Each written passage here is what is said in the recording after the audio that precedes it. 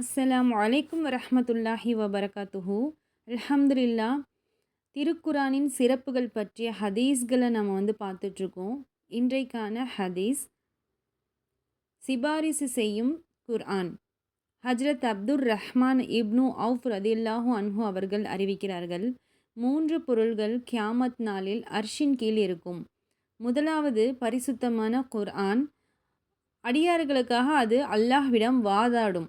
அதற்கு வெளிப்பொருளும் உட்பொருளும் இருக்கின்றன. இரண்டாவது அமானிதம். மூன்றாவது உறவுமுறை. அந்நாளில் அது எவர் என்னை உலகில் சேர்த்து வாழ்ந்தாரோ அவரை அல்லாஹ் தன் அருளோடு சேர்த்து கொள்வானாக.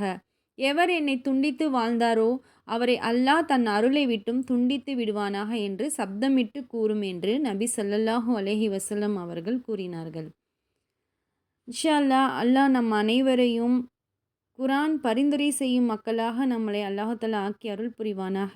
அஸ்ஸலாமு அலைக்கும் வரஹ்மத்துல்லாஹி வபரகாத்துஹு.